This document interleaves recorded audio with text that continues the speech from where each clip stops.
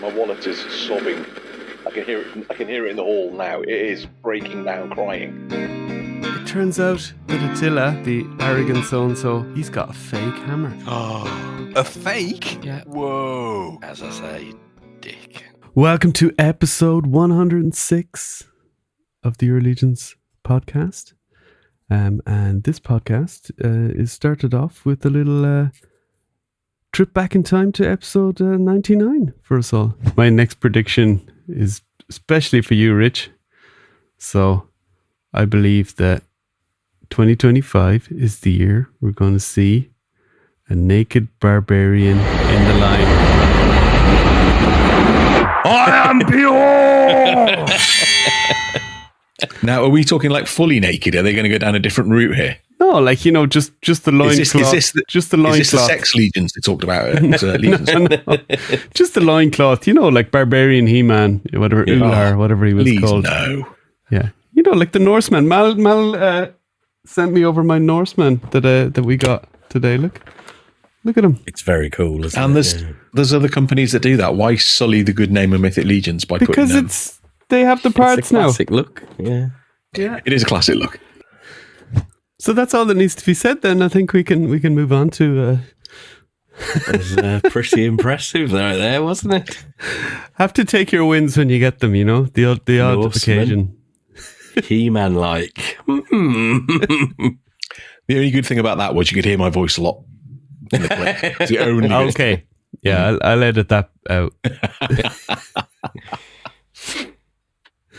Yeah, I was wondering if I should just cut it at before you went in to make your rude joke, but I decided to leave that in because the stuff after added that the was extra bit. interesting as well. Spot on, yeah. So we got the Legendary Barbarian. So as predicted by yours truly. So I won't say that again. I won't mention that again. I swear. Yeah. So how are you, Mal? You must be a happy man. I'm very, very happy. I think it looks fantastic. I mean, we're going to talk more about it in a minute, I suppose. But yeah, I'm good. I mean, it would have helped more if you were going to Muskegon this year. Typical, isn't it? It's just typical. You let us down, Mal. I'd be like, Jeremy, can I get 9? So we can have 3 each. Whoa, I don't want 3. I wasn't going to tell him you didn't want them, was I? I was going to be like, pass them out to John and myself. 5 for Mal because he went. 4 for me. No, I'd get more than that for you. Yeah, and Rich, I Heart Barbarians. I love it. Yes, just for the people seeing that, I was having problems with my computer, so John put my little tagline in for today, and I said, "Please put I hate barbarians in," and it changed to I heart barbarians. So I can't spell, obviously. Yeah. Little John doesn't typo. understand hate. That's he's only got love in his heart. True Irishman, just love. It's all about the love. Yeah. That's it. But so this week we're going to talk about, obviously, we've talked about it a bit already, but we'll talk a little bit more and look at a few pictures of the Legendary Barbarian, which is going to be the con exclusive figure. They're going to, like, a traveling exclusive. I don't think Legions Horsemen have had that before, that at least that I'm aware of in the Mythic times. And we're also going to go through a little Toy Fair best of, as selected by Mr. Rich Jones. We left him to it, which is why we're a little bit late recording, because he crashed his computer and Twice. It's taken him a week to get to put his presentation. I'm not going to lie. When you say a little recap, there's a lot of pictures in this. Yeah, but that was selectively cut down. I could have been there for years. You don't worry, we'll be clicking through the ones that aren't interesting. No, but and the reason we're doing that is because we recording slightly before the dragon gets announced properly, so there's no point in us just talking a load of crap about that and then speculating on stuff that's going to actually be out in the public then. And number 2 is because next week we have Mr. Jeremy Gerard on the show to chat to us about the dragon. He's going to go through all the stuff, obviously, that will have been announced by now, as you're listening to this, and Also talk maybe a little bit about the perspective for us over here in Europe and why it's been done the way it's done, and just get full explanation about that. We thought it was better to get it direct from the source rather than us doing too much rampant speculation, and Jeremy was very kind to offer to come on the show, so we will never say no to one of the people from the studio coming on the show. Absolutely not. So does that sound good? It's going to be very good. Sounds very Today good. and next week. Yeah. So the first very good thing today is the Legendary Barbarian. And as I said, he's going to be their traveling exclusive. So he will be, for example, at Legion's Con, which we all plan to go to. If the world doesn't burn in the meantime. So yeah. It's the worry, it's a long way isn't it? off. But yeah, and you know, in the meantime, we might try and pick one up vicariously through friends if we can. But I'm not panicking too much. It is a super cool Well, figure, and there is also an online drop towards the end of the year as well. Yeah. So there are opportunities for people who can't go to every show. Yeah, exactly. I would guess the online drop might be after Legion's Con then, just to let people I would have who, thought so. who find out can't more. make it to Legion's Con or any of the other cons. Everyone else will have had enough chance to have bought it, and then it's really the people that are not able to go to cons that will be in the market for those, and of course people that just want more. But I think that will give people the best chance. Yeah, they said the end of the year, didn't they? So I'm presuming very much so that that's after Legion's Con. Yeah, absolutely. So we did get a little hint last week, but we couldn't really figure it out. We thought maybe Figura Obscura, something legendary. Could have been, I mean, anything in Figura Obscura could in the end be legendary. But we wouldn't have guessed this in per se, even though I did predict it, you know. I mean, But you didn't, and it was the context, wasn't it, though? You weren't necessarily, no. Oh, it was just any time this year. It was just a big dart. Yeah. I mean, it was not.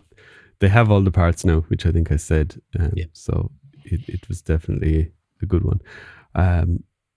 Wouldn't have predicted them doing it exactly this way, but awesome the way it works. That's a classic look. I didn't think they would go as close to the kind of He-Man head sculpt as they did with this. It's It's funny, isn't it? Because I actually, I didn't really think He-Man until the blonde wig was included. I very much saw Conan in that head sculpt, and then the black hair obviously added to that as well. But yeah. Yep. This guy is pretty cool. I'm going to use this as on our episode art, holding our Your Legions podcast sign. So That's cool. Logo. Excellent. Will that block out his face? Is it the face you don't like, or the naked oiled upness? It's a barbarian. Although having said that, I will pick up one. My quest is to try and get one at Legion's Con without anyone spotting me getting one, so that I can deny it at future, if need be in the future. No, I never got one. No. We're going to have paparazzi following you around until you pick it up. It was the same last year with the torso and the. It is. I bought arms. a couple of sets, and John immediately took a photograph of me. Yeah.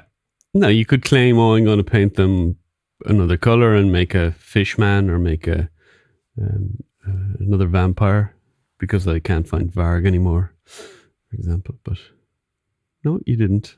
You're going to make barbarians with them.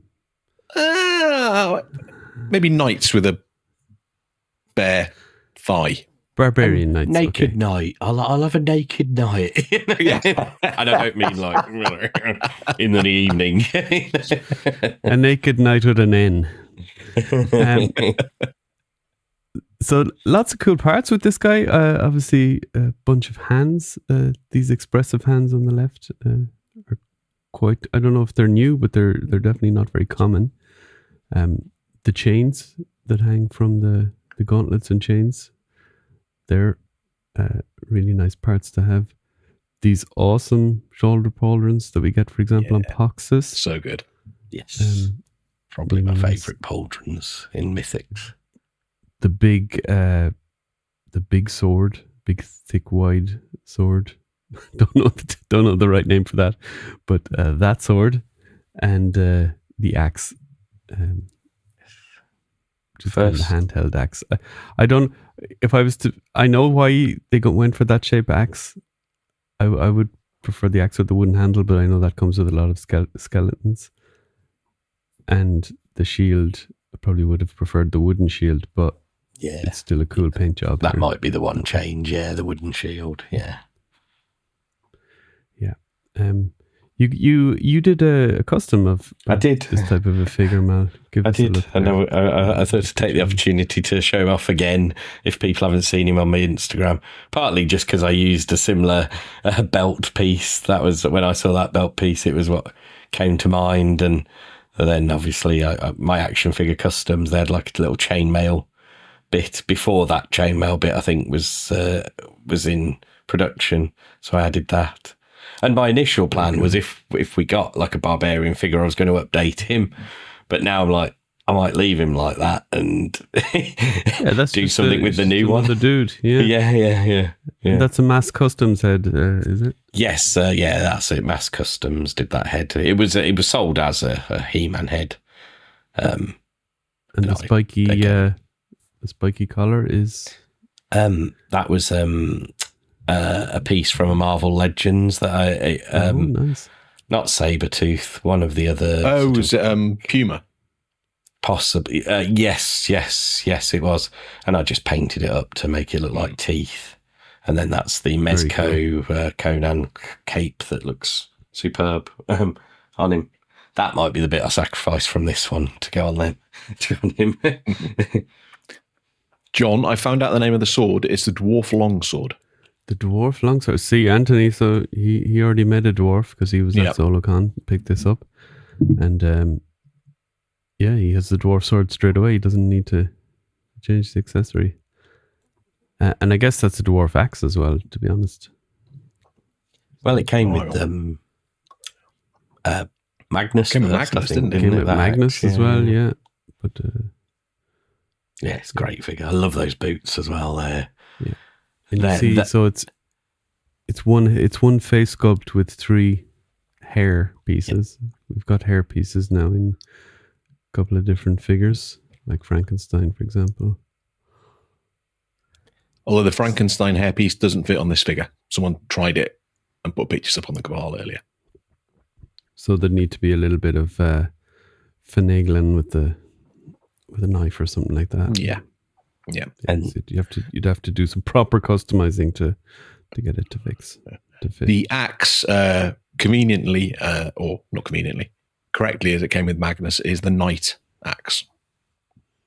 Right. Okay. It's a Knight axe. Okay. Cool.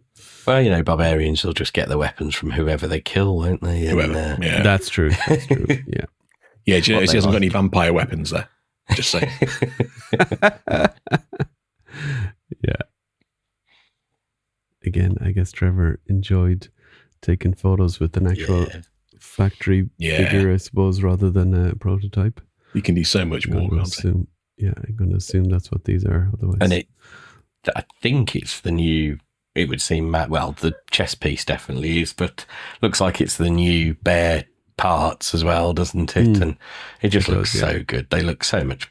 Well, no, I'm not going to say that so much better because I actually really love the other one, the old barbarian style as well. But it looks fantastic. And the boots are all one piece now.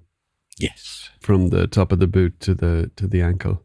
Yeah, as opposed to the other boots like Novi and Lean, I think, or Jacob Marley, was it? Jacob Marley, the kind of 2 pieces. Yeah. Yeah, I don't need that articulation point particularly. So, interestingly, the faction symbol on his box was actually a map of Mythos. So, I feel like that fits related to a specific faction. Yeah, what kind of. Sorry, I was going to say it kind of fits the profile of him and what that sort of mentions. Yeah. So that's cool. And he also has a bio. So he does. That's what I meant by profile. Maybe that's worth reading. Yeah. let me know and I will read away. Rich switches the sound off. Just trying to go to my happy place. It's like la la la la la.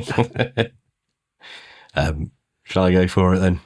Absolutely, yeah. I'm going to just read the whole thing. So, character details. So, Legendary Barbarian. Character details. Faction, not applicable. Race, human. Role, and I love this, folk hero. And toy details. Released in 2025, touring event figure, plus an online sale drop planned for the end of the year. Accessories, battle axe, heavy sword, shield, additional heads, yes. Bearded, helmeted head, plus new head with 3 interchangeable hair pieces. Biography.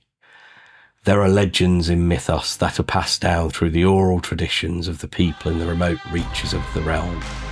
One such tale is that of the barbarian warrior who fought and bested all who stood in his path. Some speak of this warrior as a bearded, brutal man, while others say he wore no helm in battle to cover his long black, or blonde, or red hair, for some can find variations of this legend to support any of these descriptions.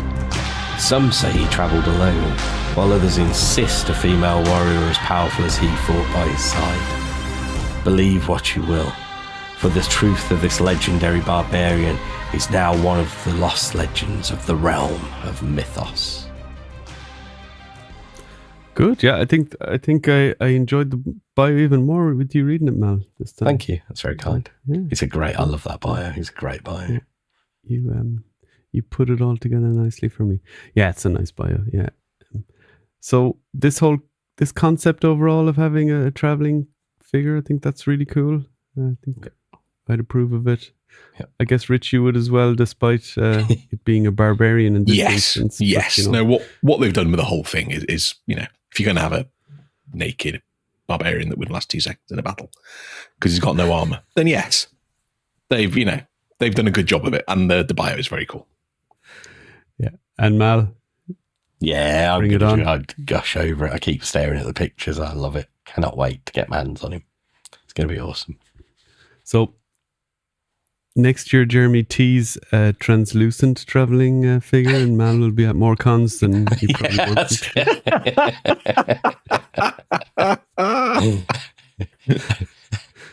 I wouldn't be staying in hotels. I'd just be on the street outside or in the lobby of the. I'm not. I'm just closing my eyes. Yeah. You could do readings, Mal, just to people, just to afford the afford the fee, the traveling fees and all that sort of stuff. I just book a red eye that just returns that evening. Just go to the con, going through the airport with just translucent figures in your carry-on, nothing else. Maybe a toothbrush. Smell. Expect to get pulled over if you do that. Yeah. Oh yeah. Okay, so a big thumbs up from the Early Legends podcast for the Legendary Barbarian, even from Rich. Yeah, the hair in particular is a very, very clever idea. Yeah, that's really good. Well done, whoever came up with that. The different colours is great. Yeah. Notice the blonde wasn't heavily featured in the promos. I guess that was a specific choice. Neither is the black one, to be fair. Only the red one is. Yeah. I wonder why. Yeah, awesome. Right, we as Rich said, we have a lot of our Toy Fair stuff to get through. So we have one or two. We're going to have so much Legions now with the Dragon over the next few weeks, and Toy Fair kind of cropped up nicely in the timeline here for us. And usually I listen to other shows to go through it, so why not do it on our show for once? So let's find someone to bring us to the next section then. This is Jordan with a Purple Gang, and you are listening to the Euro Legions podcast. I'm slightly disappointed in not Jordan's Cockney geezer. I just had them as 1 and 2 here, so I couldn't remember which was which. So there are a lot of pictures here for everybody, but they are selective. So I'm not going to be showing the Play-Doh ones and stuff like that. It's like that's the line that's crossed. Also, a disclaimer: some of these may have been shown before, but quite frankly, I don't have enough time in the day to go through and check everything like that. So I've done my best to flag up where they haven't been. And being selective, you started off with Marvel Select. Hey, that was an accidental one, but yes. It was the first thing on the link page, if I'm being totally honest. Oh yeah. Yeah. These are not in alphabetical. These are in the order I found them, huh? Pretty much. It started off like that, definitely, yeah. If anyone zooms into the pictures, they'll see the watermark from the site I stole all the pictures from as well. So. Thank you very much to all the photographers that go to these conventions. Yes, absolutely. It's very much appreciated. Yes. Right then, yes. So the first one is Diamond Select, and it's their Marvel Select line. First up, we have Hobgoblin. Hobgoblin is probably my favourite Spider-Man villain, so I'm always happy to see a new one of these. I won't be getting it because I don't collect the Select line, but this is a really cool one. You've got lots of different options. So you've got, on the figure itself, there's the bare head, and he's holding the mask, which I think is a really cool look. And then you've got a masked head and a face plate there as well underneath the glider and everything like that. So that's really cool. And then on the right, you have a War Machine, which they teased before, but I'm not sure they'd actually shown. And that looks a pretty badass character if you go into the Iron Man and that sort of stuff. And that's definitely one you'd want to get.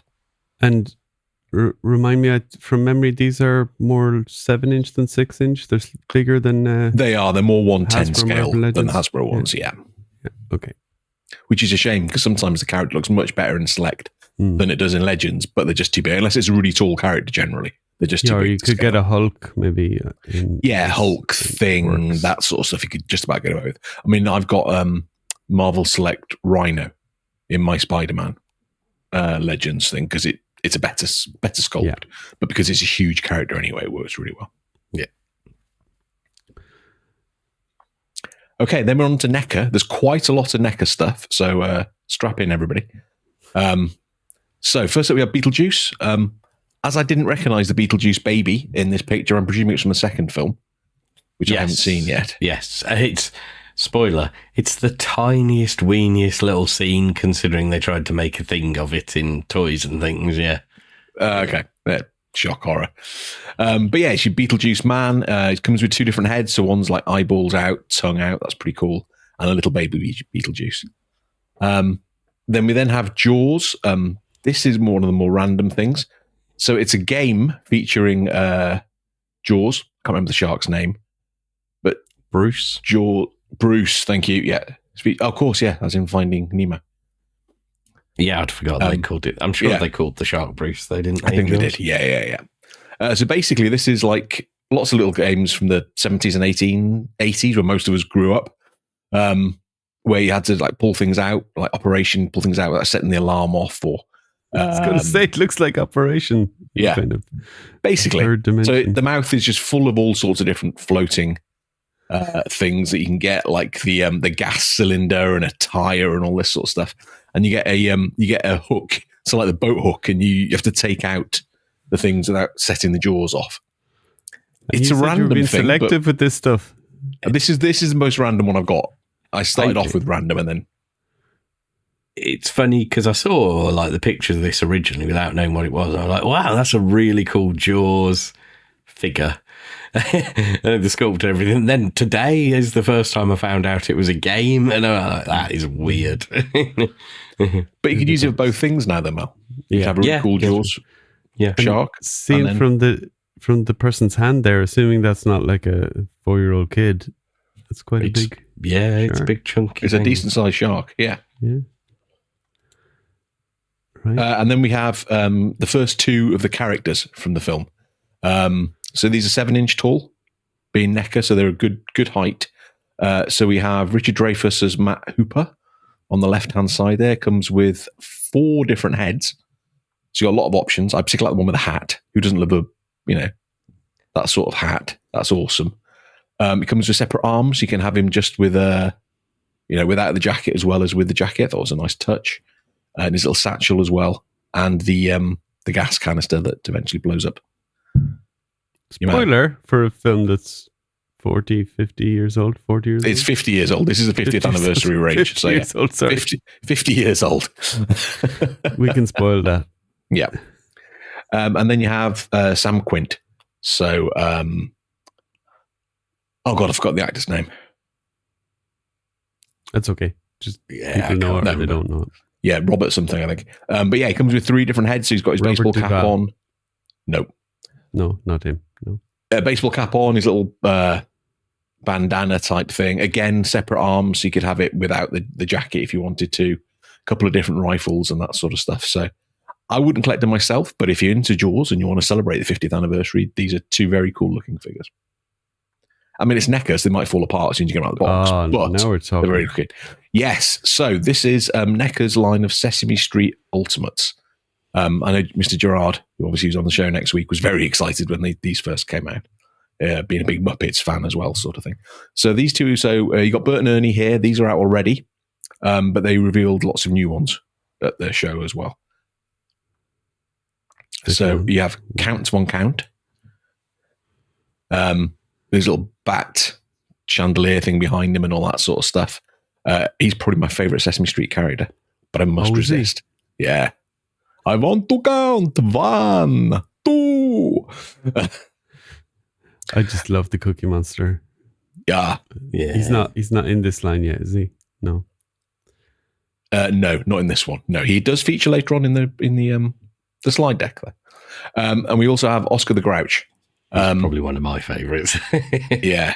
And they were saying, I listened to a Pixel Dan video where they were talking about this, and they were saying Oscar will have some sort of ratchet system so he can be different heights. So at the moment you can just see his eyes peeking out, but they're going to do it so you can have him whatever height you want, sort of thing. Which is pretty darn good. He also comes with, and you may or may not be able to see it, that horrible looking little animal on the front right there is his rubber duck, which he swapped with Ernie apparently in an episode and scared the bejesus out of everybody. So they felt the need to include that as well. And he's got his fish wrapped in newspaper.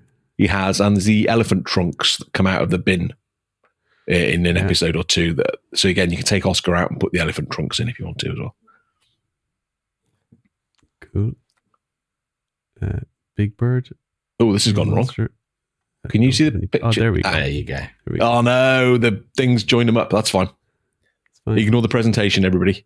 Yeah, the conversion to PDFs move things around. That's fine. Yes, you have Big Bird. This is a deluxe figure, and it comes with the season 1 head as well. So I think I'd clocked in the past that he had 2 different heads, but the bottom head there in the left, just the head by itself, is from season 1. Yeah. And then he swapped over to his more well-known head on the right there. It's going to come with lots more accessories too, including roller skating feet. So good luck standing that on a shelf. But I really like Big. I'm not sure I'd get these figures necessarily because I collect so much stuff, but that's a very cool Big Bird. That is a very cool Big Bird, yeah. And then with him, or next to him, we have Hairy Monster, which I have to admit I don't remember at all from Sesame Street, but I've got a the guy vague doing memory. it was very excited. Got a vague memory, and then I saw this, and I was like, that's kind of a cool looking figure as well, though. Yeah. And his little doll with him apparently is called Hercules.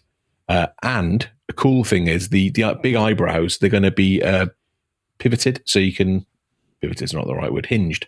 Yeah. So you can move them into different positions to have different expressions on his face, which is very cool. Yeah. Right, TMNT Monsters. And then TMNT Monsters. So they've been they're very good line. I've got 2 of them. But they've been fairly obvious monster characters in the past. Now they've gone slightly more bonkers with these first 2. So you've got a 2-headed turtle monster, which is bizarre, but really cool looking. And I particularly like the fact that Mikey comes with another head that's got the Cyclops sort of look as well. So, and the horn at the head like a Harryhausen. You know what I mean? Harryhausen. Well, thank you, Mal. Yeah, it's been a long day. And then you have Krang as the Metalina mutant. This is, when I first saw this, I thought, that's just too bright and it's too weird. But actually, it's grown on me an awful lot. I really like it. Yeah, they said on My Wife Is Going to Kill Me podcast, they sort of made the point you could just buy that and have it as a cool figure / like you could, it doesn't matter that it's turtles or that it's Universal Monsters. It's like, because it's so James Groman, it's just a really cool art piece in that sense, and I'm very tempted by that just because it's so weird. Yeah, I haven't seen the latest My Wife, so if I repeat anything they've said, I'm not stealing it. No, yeah. If it's on the next one, John, and then we have Shredder as Dracula. Now this one I really like. Like this one, yeah. This is really cool. It's a soft goods cloak as well, which is something a bit different. 3 different heads, one of which is a bat head, which is really cool on the bottom right there. Candle accessory in his hand. I don't know if you can quite see it, but he's got a rat that he's bitten into. And then there's a dead rat on the floor by his feet as well, sort of thing. So really, hammering home the splinter point there.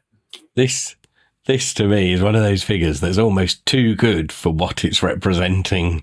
Yeah. In that it's almost a shame it's meant to be Shredder as Dracula. It's just a really cool Dracula type figure, isn't it? It is. Yeah, it's really good. I really like it. Although I guess the helmet here on the bottom left of his it's very Shredder-like. Yeah. Is Shredder, I guess. Yeah. That and the pauldrons between the two of them. It's totally. But, for sure. But you're right, the Mal. It's a great looking figure. Oh, it could be just a really cool Frankenstein for sure. Dracula, or not Frankenstein. It's a rubbish Frankenstein. That's the worst one I've ever seen. Oh, help! We're all at it. Welcome to middle age, everybody. Yeah, exactly. It's getting past my bedtime now with all your technical difficulties. Bebop and Rocksteady. Yes, so these are from the movie. If they were in the movie. Yeah, so the idea is basically if they were in the movie and had faithful designs, then this is a sort of... So it's, it's quite out there, but this is what they could have looked like. Love these. Yeah, they look amazing, don't they, Mal? Yeah. They're just a kind of a more... I mean, just is the wrong word, but they're a more realistic looking Bebop and Rocksteady, would you say? Yeah. Like less cartoonish, more in the real world. Again, sorry to keep mentioning what they've said on My Wife, but they made a good point again that they look like something that if we're going to rehash their points, can we just mention them so that it doesn't sound like we're doing bad regurgitation of their rubbish? I forget who the studio is who makes all the puppets. And it's not. Oh. Anyway, they made the point. This is yeah. They made the point that they look like good. My one thing would be that I think Bebop looks tiny little bit too small compared to Rocksteady. Although he's set a little bit further back and not enough to make a huge difference. That is true, isn't it? Yeah. And the other point that was made was that there's a bit of a lack of, with all the other figures, although it's not deliberately in the figures, because of the designs of the outfits, you could kind of guess where the eye holes were actually. And I think on Rocksteady, the mouth is probably where the eyes of the actor would have been. That feels like it. It's missing a similar vibe on Bebop, but I love how they both look. So... I mean, they've nailed the dad bod punch on they really have. There. Yeah. It's perfect. Yeah, we all recognise it, unfortunately. Yeah, and to be honest, I dress a lot like Bebop during the summer. It's just sun's out, stomach's out. There we go. Thank God, Legion's Con is in November. It's quite warm in November in New Jersey at the moment, though, so you never know. Well, this wasn't it. Not that one. And then this is just very quickly the Mirage Comics line. So these are the Unmentionables 4-pack. I don't know the character, why they were the Unmentionables, I have to admit. But it looks quite cool. If you want a different take on the Turtles, it's quite a cool one there. I think they're doing an awesome job with the Mirage Comics line. And I must admit, that's the Turtle line I'm fighting the urge to pick up more of. I'm just picking up the odd character here and there. I don't know the if you were into the comics or have read the comics, I think it's it is the line. Yeah. If you want 4 turtles wearing coats and hats, the one on the far right's got a flat cap. This is absolutely the look for you. now we have April and the Transmat Glow in the Dark Fugitoid. And I'm impressed I've remembered that without reading my notes in front of her. Apparently, it's got, if you're watching the videos where they get a bit closer to it, it's got glitter inside the Fugitoid, so it has that sort of shimmery look as well.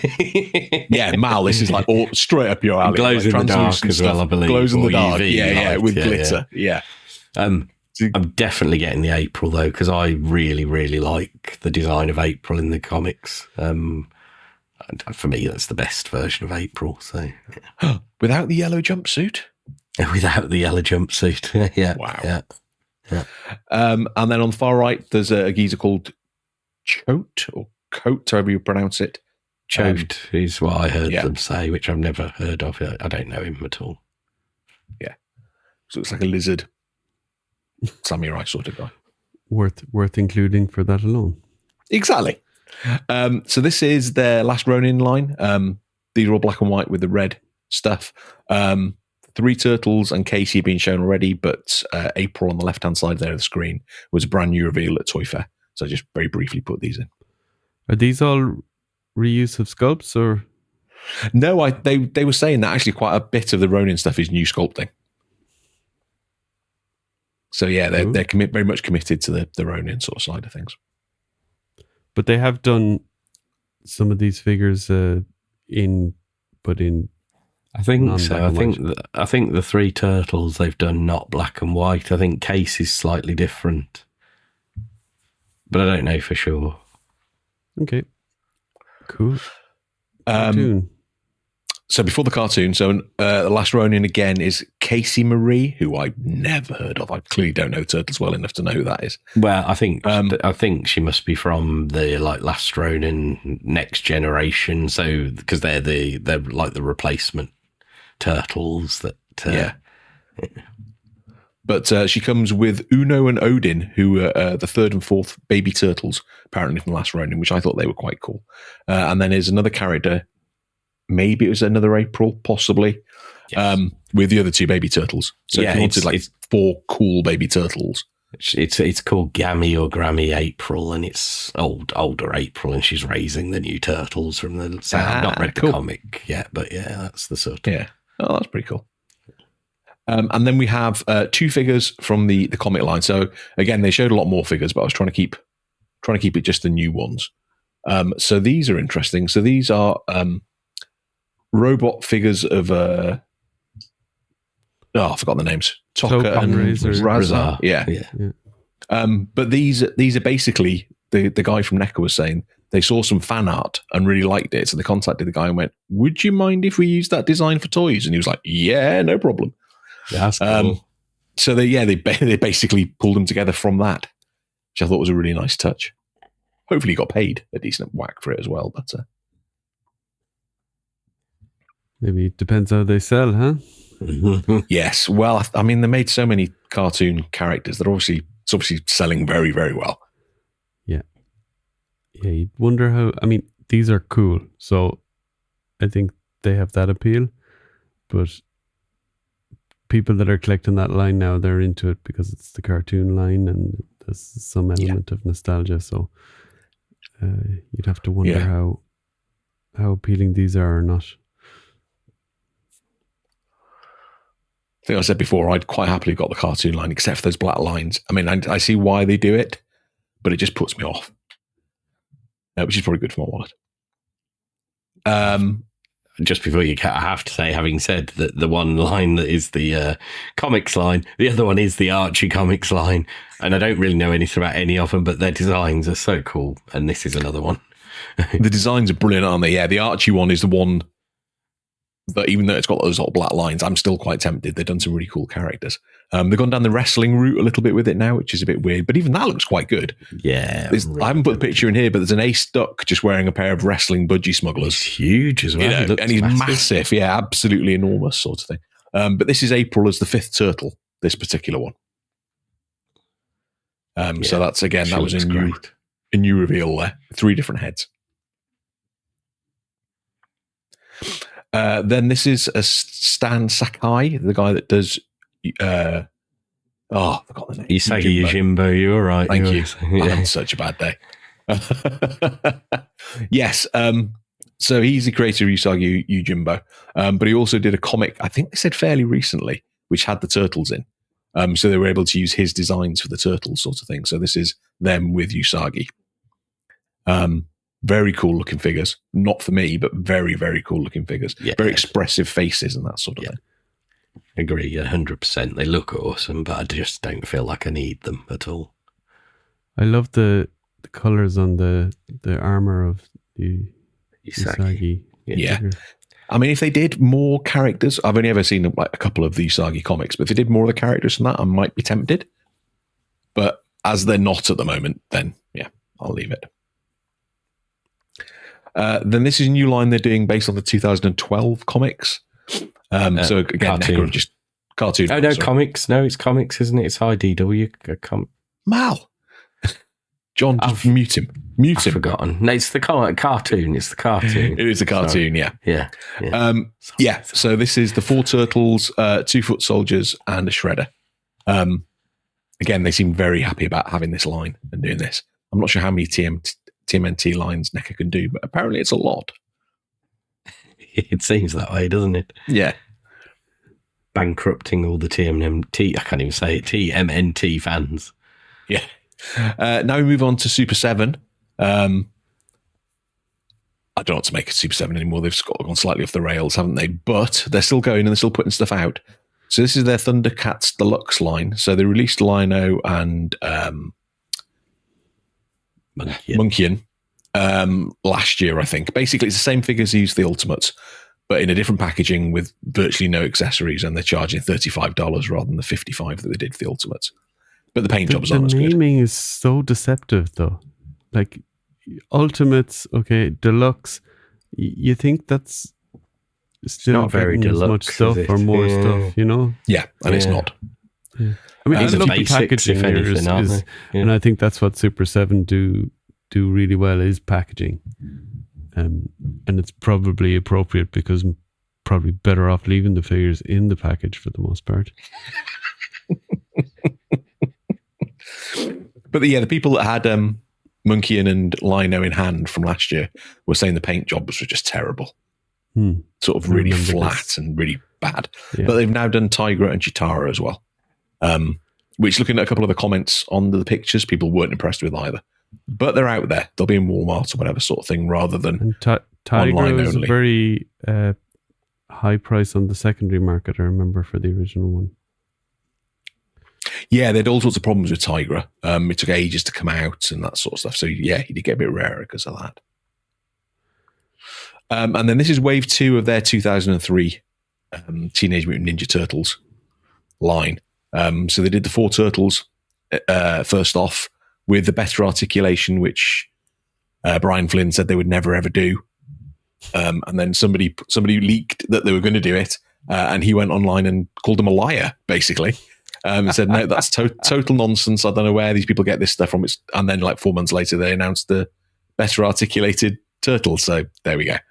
And we all know it just takes a couple of weeks to develop a toy line. So of course it does. Yeah, it's really quick. So they were just inspired by that person's idea. Yeah. But anyway, it was the 4 turtles in the first one. So now we've got Shredder on the left-hand side there. And then Mal, Casey Jones. I don't know if this would have any interest for you. It doesn't. I never watched this version of the animation.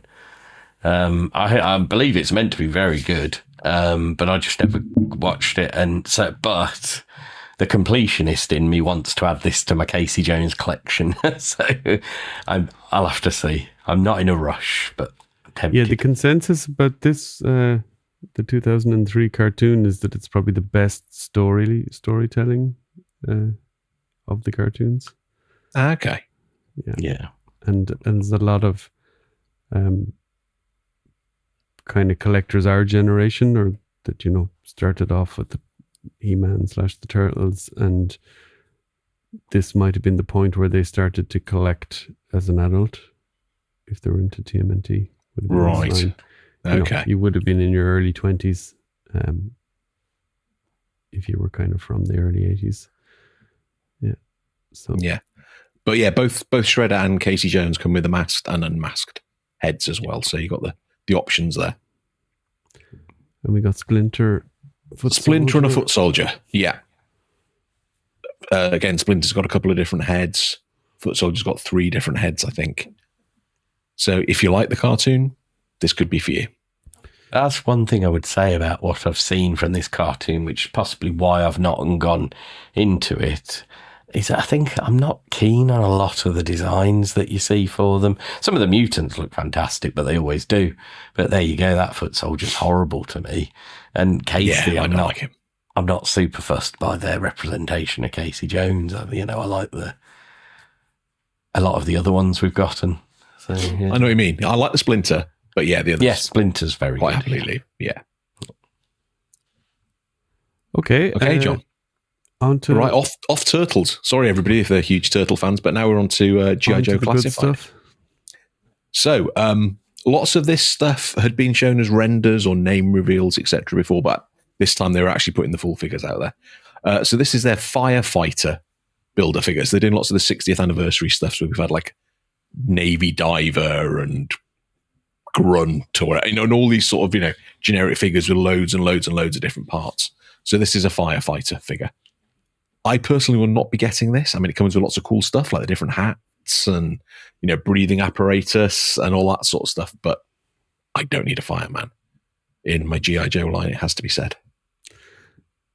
You don't need a Pete McCarthy in your G.I. Joe, no? Well, with all due respect to Pete, if they widened him a little bit, then and I could use it as Pete, then maybe. Pete is shrinking. He's half the man he He'll be used able to fit into this outfit soon. physically.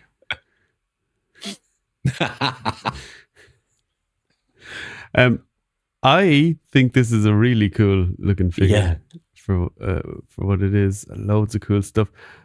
I would probably pick this up if it was a regular price figure, but 42 I saw it on Pulse now for is just I don't like it that much. Yeah, because it's their deluxe. Yeah, which is cool because you get loads of accessories and you can do a bunch of different setups for it, and there will be plenty of people that'll want it. But I was just slightly on the fence, and then I'm like, no. Yeah, I'm with you, John. 100% with you on that one. It's and I'm not complaining. Like it's 42 because you got the 42 worth of stuff. I'd be happy with the figure and maybe the head with the helmet and 1 or 2 accessories. Yeah. Well, maybe Hasbro will copy Super 7 and start doing badly painted versions of this with less accessories. So I should wait for the deluxe or the luxurious version of this? The poultry version. Which will be, breakable and 30 euros. We're never getting Brian Flynn on as a guest, are we? Right then. And these are... Stuff. Yeah, these are 3 of their retro line figures, which they talked about. So we've got CoverGirl on the left-hand side there. Again, these are all designed to be much more like the original toys. I never had CoverGirl, so I don't, although it's a pretty decent-looking figure, I don't find the appeal of getting a lady with a baseball cap and a gun. Doesn't really work for me. Looks cool, but I don't need it. Looks cool, but I don't need it, in the middle of... I said to you guys, didn't I? I'm tempted by it just because I really like that head sculpt. Well, both the head sculpts are really good, but they're probably too small for anything I'd use it for. So this is a problem, isn't it? Yeah, they definitely wouldn't fit with Legions because of the scale difference.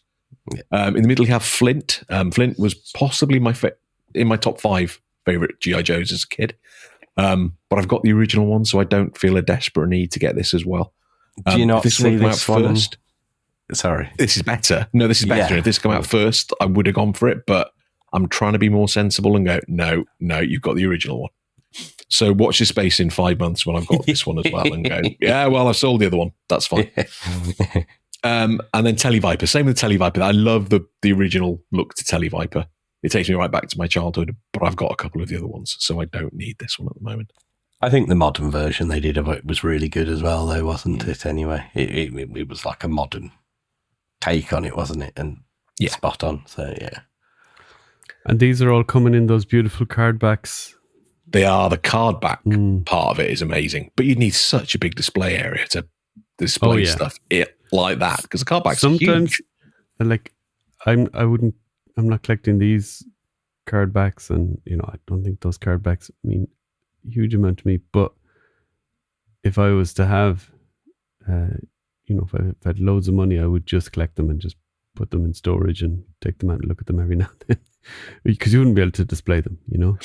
Oh, if I had enough money, I'd put them in my toy annex. Yeah. So, But if I had enough This money is the to G.I. be Joe wasting it on just figures that I can put in storage, I definitely get these, because I think they'll hold up in value as well with those card backs. Yeah, I think they will.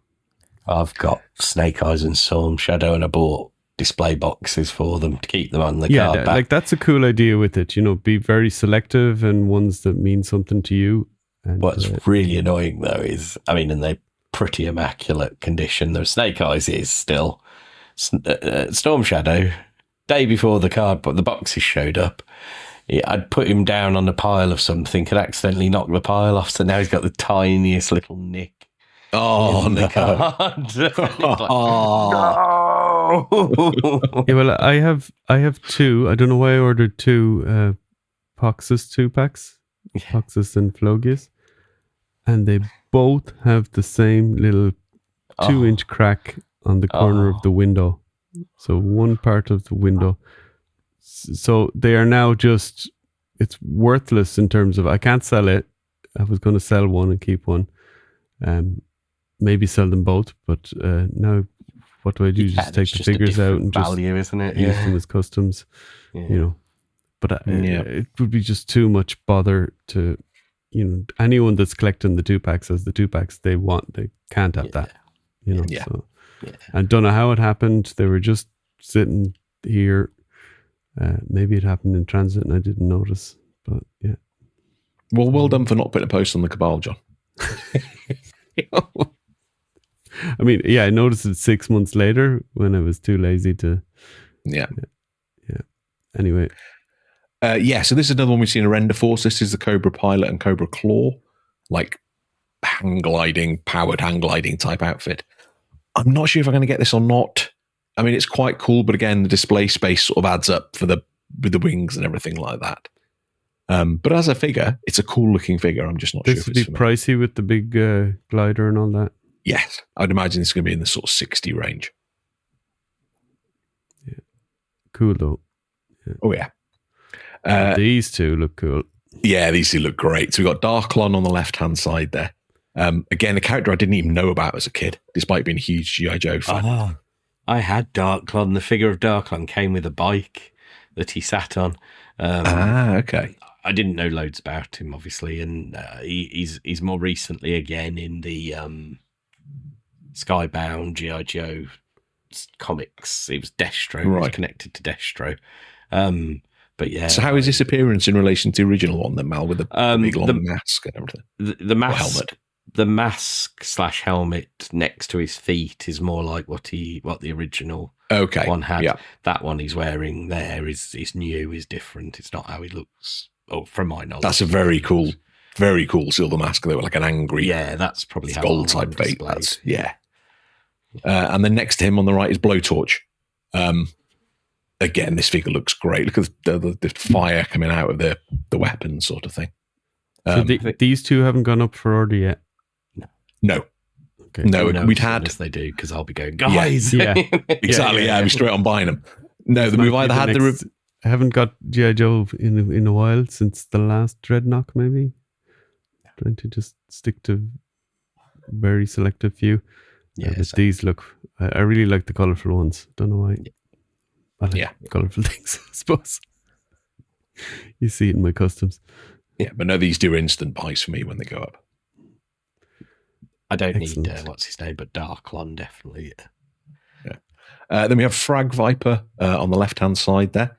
I'm trying to remember if I had this as a kid. I don't think I did, but it looks a very cool looking character. And if you can tell, but his hand that's up has got like a motion effect for him throwing a frag grenade, which is quite a clever way of doing that.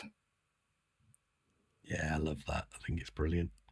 Yeah. So you're trying to save yourself money by claiming you didn't have this as a kid? Oh God, no! I'm 100% getting this one. It's a really cool looking figure. That was my original plan with G.I. Joe Classified, was just the ones I had as a child. And that lasted till about wave 4. And then was like, yeah, no, I really like that figure. I'm getting it. Like I never had Beachhead as a kid. And as soon as they showed that, I bought it. And then they did the retro one. And it was like, well, the retro one's even better. Yeah, the retro one's much better than the first one they did. Yeah. They were, I remember Beachhead was really hard to get in US, but it wasn't that hard at the time in the UK. Yeah. Oh, yeah. I remember because I got one from the UK, and that was before Brexit was in force. So that's why I was able to get it through the UK easily. I sold him, and I might need to get him back now, but I want the vintage version anyway. The retro card, sorry. Yeah. To add to my movie figures. And then here we go, my amazing cutting and pasting, as you can see in effect there, because the website I used had a great picture of the legs and a great picture of the top, but not in the same shot. He did well then. He looks a bit footloose actually in the picture. A little bit, yeah. But I had footloose as a kid, so this is a great. It's a fairly basic figure. It's just a camo, and it's another fabulous moustache. You got to love the moustaches in G.I. Joe. So, little bit of trivia here. He was one of, I think it's the first 12 they call them or something like that, but which were much more.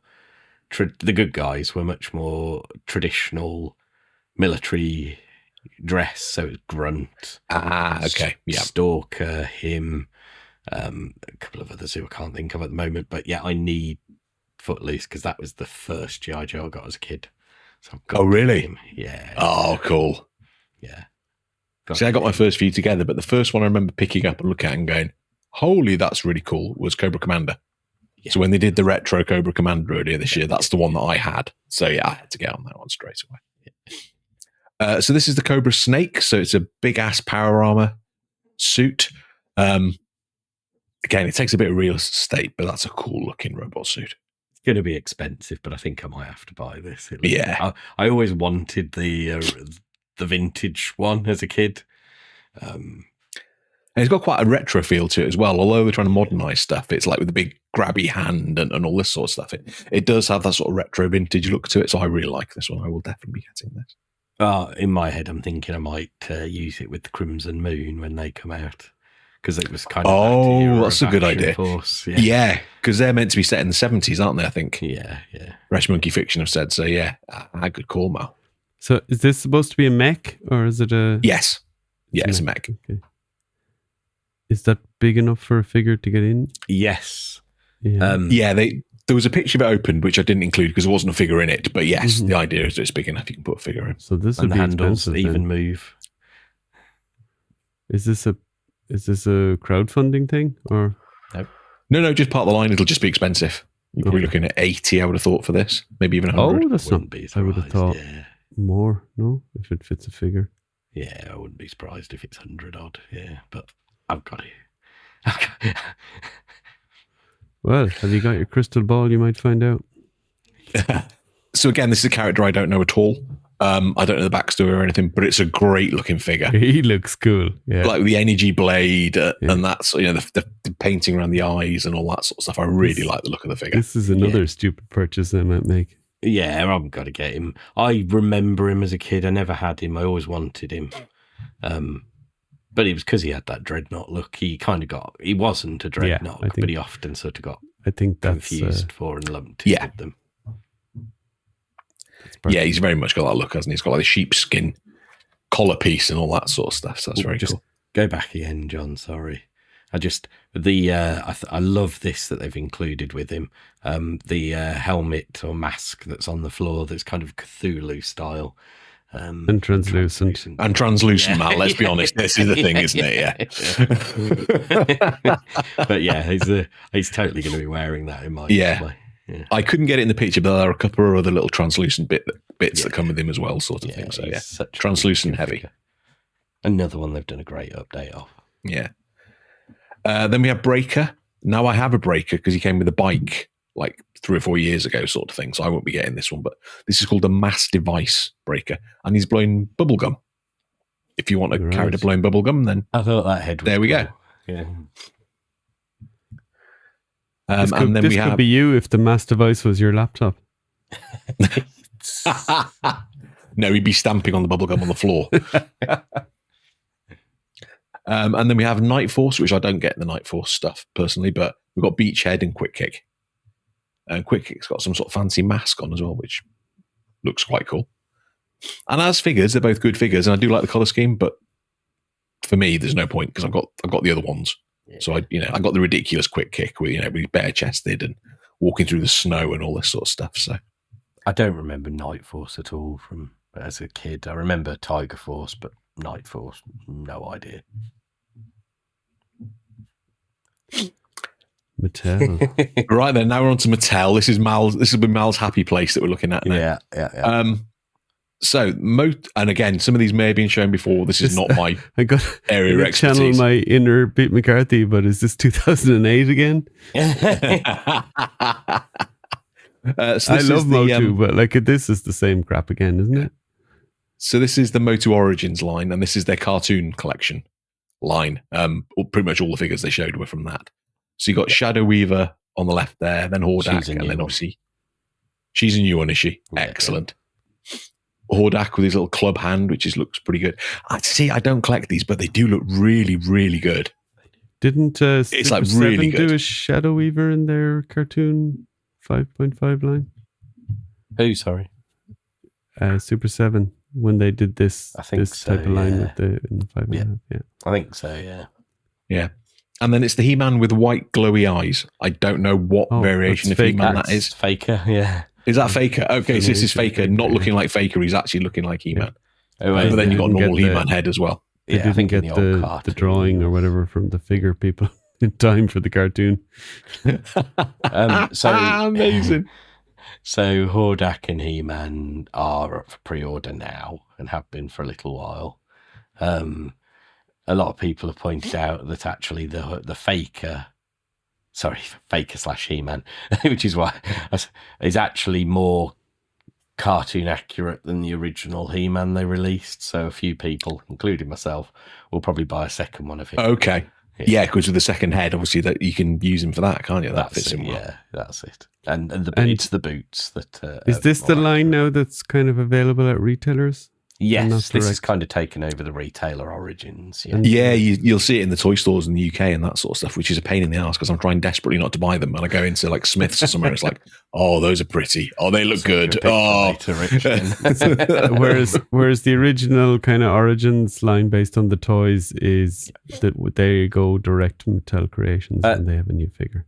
Yeah, not all of them, but mostly. So, for instance, Hordak was retail, not Hordak. Modulock was retail. So anything that has a chance of selling in big numbers will go to retail, but otherwise, if it's a bit more of a niche character. Possibly, because Rio Blast was recently Mattel Creations. Still available on Mattel Creations UK if people want to. These look amazing. That Orko. Yeah, then we have Orko. That's a pretty sweet looking Orko. Yeah. Well, with the extra set of eyes and everything as well. Well, apparently that's like his granddad, or that's another version of Orko with the beard. So they're basically because I was looking at it going, why's he got a beard? But then it was listed as Orko, so that had me confused. Yeah, so it's essentially two figures in one. So you kind of have to buy two of them to get both figures. They might have got. It's almost like they know what they're doing, Mal. They're sneaky so-and-sos. It's like they know what they're doing. Yeah, I know. And then you have Bo from the She-Ra cartoon. Whatever. And then Grizzlor. I quite like the Grizzlor, actually. Yeah.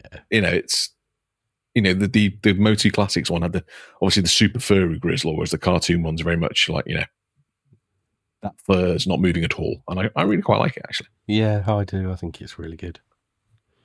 And then doesn't Bo have a wonderful stash that you might be into, Rich? His stash isn't great. It's not the sort of stash I'd fixate on. That sounds really bad. Yes, it does. Yeah. If anyone comes to Legion's Con with a moustache, don't find me out because I'm not going to be fixating on your moustache. That was the wrong wording. And then Fangman. Again, very bright, very colourful. I'm surprised you're not getting these, John, just for the colours and everything. Yeah, no, I'm trying to stay away. I got a few of the original Origins, kind of the original 8 or so figures. Yeah. And some of them, I think you probably fulfilled your desire when you were doing Motu Classics, didn't you? Yeah. And then you've kind of moved exactly, on, probably. So, Mm-hmm. Plus the cartoon ones, I really like the He-Man and Skeletor in the cartoon, but the rest, they're cool for what they are, but for me, they're a little bit plain.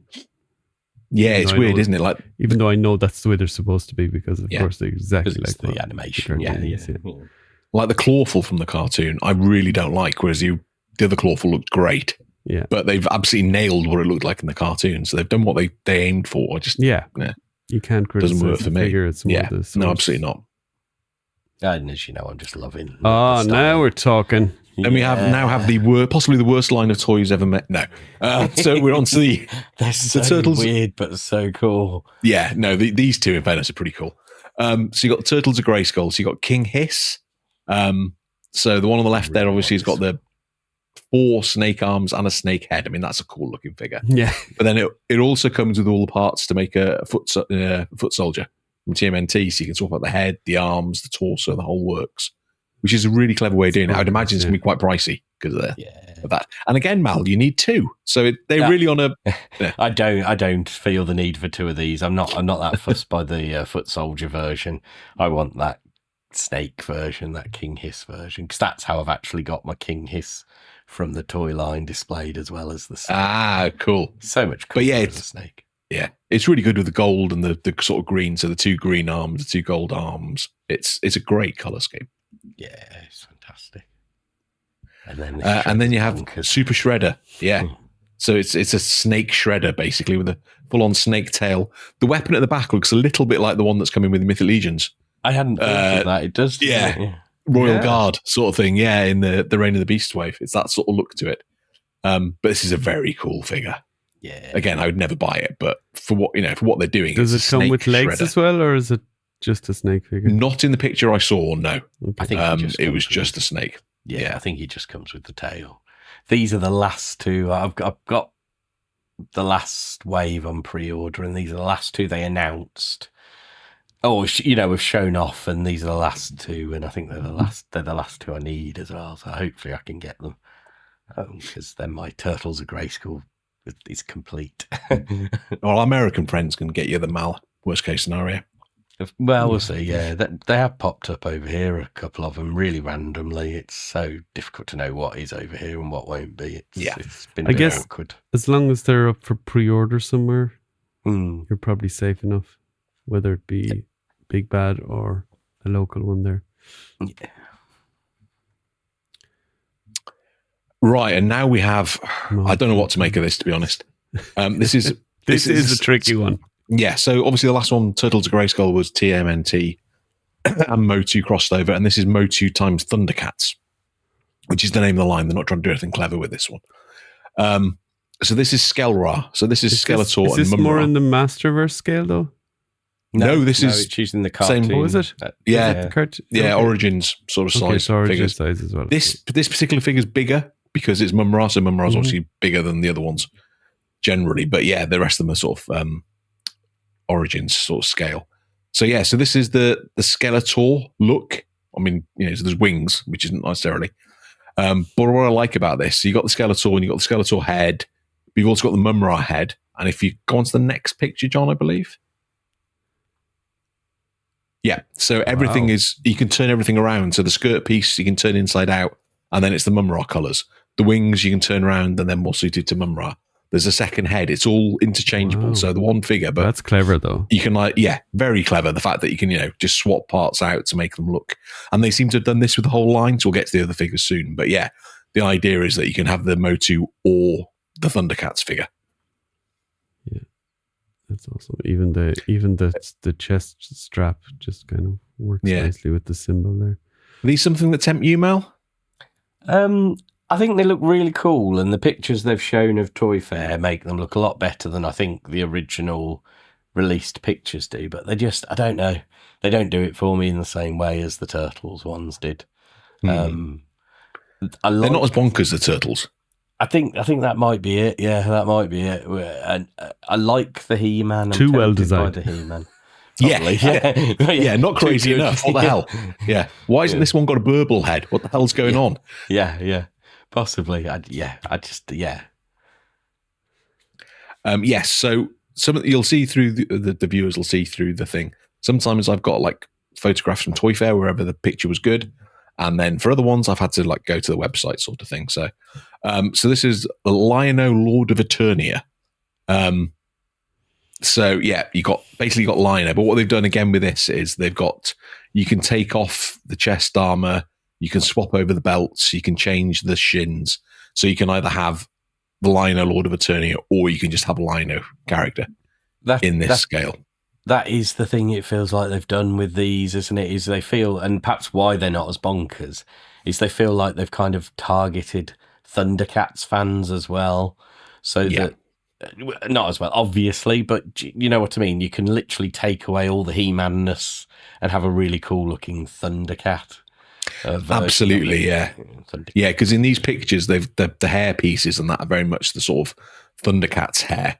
Whereas the ones they had displayed at Toy Fair were very much the Motu style of the Thundercats sorts of thing. So yeah, they're very much trying to do both things, which is quite a clever way of doing it. I'm not sure what price wise they're going to be like, but you know, the addition of extra shins and that sort of stuff is a really clever way of doing it. I assume between 20 and 30 would be where these land. Isn't that where the Turtles of Grayskull land, Mal? Yeah, 25 usually, and then the deluxe obviously tend to be 30 plus, but yeah. And then Chitara next to Lion-O, obviously. But, yeah. I just find the white, I mean, I know it's probably accurate, but the white on his loincloth and the boots and her as well, just totally does something weird to the look for me. You can take his loincloth off completely. Yeah. And replace it with the Thundercats belt, and then he's got his pants under there, the blue pants that they wore in the cartoon. They've done a really good job of being able. They've done a very clever job, yeah. Then we have Battle Cat Man. He's the best of them. Which is perhaps where this is a really bit. This is skewing more into Turtles of Grayskull sort of territory. It's like Battle Cat, but with like almost like, you know, Man at Arm vibes, but not sort of thing. But he's got cool claw hand weapons, which I really like. They're pretty good. Yeah. So those were the ones that have been revealed previously, or at least the renders had anyway. Yeah. And then the new reveals. So the first one up is Tigra. Apologies about the picture here. This is just a still from a video, I think, because the pictures really weren't very good online. But again, he's got the translucent armor all over him to give him the sort of Motu feel. But that all comes off if you want a more traditional Thundercats sort of vibe to him. But he's got like a translucent face mask there that you can wear to have more of a Motu feel if you want to him. That head sculpt looks like one of the best Tigra head sculpts I've seen. It does. It's not bad, actually. Yeah, it's not bad. Yeah. Okay. Then we have Panthro. Again, this is very cool. So this is very much Man at Arms, Panthro sort of thing. You got the Man at Arms sort of under the chin sort of chest piece. You've also got a really cool weapon arm in the second picture there, where there's a chain and a flail sort of thing attached to it. And you can swap that out for the axe that's next to it there and put that in the arm instead. So that's quite a clever thing. But he's also got his nunchucks there as well. And again, like all the other ones, you just take the bits off you don't want to use, and then you've got basically a Thundercats character. And then this is where it finally starts crossing over a little bit. So you have He-Man. So you've got a standard-ish He-Man, but with long hair. I don't think I've seen He-Man with hair that long before.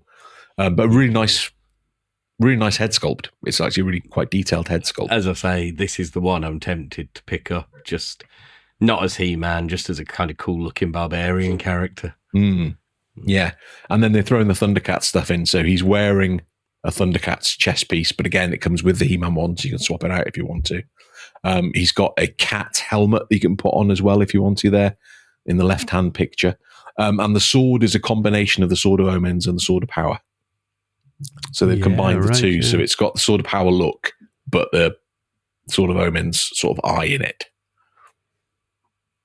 So none of these are for me, but, you know, the He-Man in particular is quite a cool-looking character. Yeah. I read this comic, the He-Man, the Masters of the Universe Thundercats, but I don't remember any of these looks. The Battle Cat is something all right, but other than that, can't remember. So here we go. So this is a line I didn't know existed, which is a very bad thing that I've now discovered it because I really want them. So when I first got back into adult collecting, I never had the TMNT figures as a kid because I was too old basically at that point when they started coming out. But I loved the package art and all that sort of stuff and the craziness of the figures. And they've started doing them. So you've got the original package art slightly tweaked, so you know it's not an original, so people can't like fake it or whatever. And then they just redone the original figures. So these are the 4 new ones they showed off at the show itself. So you got Thunderdome, bottom left, you got Worm, the blue guy above him, Sewer Surfer Mikey, and Snake Tail, I think, is the snaky guy at the front, which is a really cool looking character. Isn't it Chrome Dome, not Thunderdome? Oh, sorry, yes, Chrome Dome. Apologies. This is my TMNT knowledge. Yeah. So I knew these existed. This like re-release of the vintage line. And I've not been too bothered because I'm like, oh well, I prefer to have the. But didn't the turtles have this weird texture on the That skin? was a different thing. That was a separate thing. Yeah. This is properly just re-releases of the sculpts of the vintage figures. And I'm tempted to pick up the more weird mutants because I never had Worm or Snake. What was he called? I forgot. Snake Tail. Snake Tail as a kid because they were after I stopped collecting them. But seeing them, and they're just such cool. I love the mutants and the weird mutants. Yeah, and then next to Snake Tail is Anthrax on the right there as well, which again is another very cool character. Yeah, he's another one I'm tempted by. Yeah, no, I'm seriously tempted by these, which is not good for my wallet at all. I've got the original Sewer Surfy Mikey. Yeah, so. But this explains why Playmates put their foot down with Super 7 and why the Super 7 line had to pivot away from the original design because Playmates like, no, your line's proving really popular, allegedly. We're going to do our own. You can tell I'm broadcasting now, allegedly. We're going to reproduce the same ones, but because they're using the same packaging art, I think I'm all in on these pretty much. Not all in. I don't give a toss about Sewer Surfer Mikey, but I want a Mikey at some point. And then these are the ones that have already been shown effectively. So just lots of these. So you got Baxter at the top there, Genghis, I'm embarrassed myself for some of the names, Genghis Frog, Leatherhead, and Wingnut. Yeah, Wingnut, and he comes with Screw Loose as well, which is his little companion. And then you got Casey, the Rat King. Yeah, that looks really good. Then you got Casey, Rat King, Slash, and Mutagen Man, and they're not actually out yet, those 4. Right. But they're available to pre-order, sort of thing. Yeah, I want Mutagen Man as well. I wanted him as a kid, I never had him. And then you got kind of the original. Yeah, so they've done them.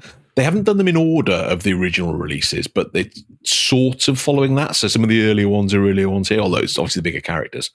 So you got, the Shredder, Krang, Bebop, Rocksteady, Mondo Gecko, Ray Fillet, who's one of my favorite characters. That's such a cool character. I've still got April. Sorry, I was going to say I've still got my original Mondo, but I am tempted to get him so I can have him on card as well, like that. Yeah. April, who always looks terrible no matter what line she's in, pretty much. Other than the Mirage comics, I agree with you on that one, Mal. And then Splinter, and I really hate the original Splinter, but if you're going to get the rest... It's got a charm, hasn't it? It's got if you're going to get the rest, then you need to get that one as well. Now we're on to the Loyal Subjects, who as a company I really don't like anymore. So I used to collect an awful lot of the Loyal Subject stuff. So when they did their action vinyl lines, I had hundreds of the damn things. And you were a blind box guy as well, weren't you, for all that? Yeah, it was blind box initially, and then they changed from blind box. And they were really, really good figures. Their Street Fighter line I still regret selling to this day and may end up getting them back at some point. They were so cool. But they ended the line, but they didn't let anybody know they were going to do that. They were really shitty about it. So they went from this, we're all about our fans, yada, yada, yada, to just going quiet. And then all of a sudden, all these future figures they'd shown never came out. And then, the line just stopped without them telling anybody. So they were a bit shitty over that. So there you go. Is that a warning for everyone who's gone, oh my God, we're going to get M.A.S.K? Possibly, although they'd have paid a lot of money for this license, so I'd imagine that will encourage them to do more. But they then moved into their was it Best Action line as well? And they've done lots of turtles, and those look shit. I mean, they're like 5-inch scale, doesn't line up with anything. It's nah. They're a bit weird. Some of them look really good. They're a bit cheapy. Terrible looking. Yeah. And I've heard of people that have bought them or not. No one's raving about them. No. You know? No, I mean, Jeremy DeWitt hasn't bought them, so you know there must be something wrong if he's not bought them. They're really bad. Yeah, Turtles line, then there's something wrong with those. But this looks great. This does. So I'll whip through a bit of the blurb that came with it. So it's a retro line based on the originals, the same height and all that sort of stuff. Newly created molds, though. The molds just didn't exist anymore, so they've had to create the molds from scratch. So I'd imagine that combined with the cost of getting the license, that's going to be expensive. They'd be mad to just cut and run with this one, then, wouldn't they? Yeah. There's some new using molding. 40-year-old molds anyway. Yeah. There's some new molding features done while respecting the originals. So things like mirrors on the Camaro, which again, I never had M.A.S.K. I never knew about M.A.S.K, I have to admit. So this is all like, what to me? The line will launch at sites like Big Bad and Entertainment Earth, and then a wider release date to other retailers at a later date, which is an interesting way of doing it. They say the price point is collector based with $100 down for Wave 1. Which, considering the amount of plastic you get, it's probably not the end of the world, but it's still $100. Collector based. I love this. Does it mean, are we poor or are we loaded? And then Wave 2 is in the works and set for later this year, but this was like the world premiere of the line. They'd hinted they had the line, and this was I think the day before Toy Fair. More pictures. Yeah. So we have a truck or a truck cab. That's Rhino. Yeah. Thank you, John. Yeah, I don't know any of these names. With a couple of figures that come with it, with their masks, obviously.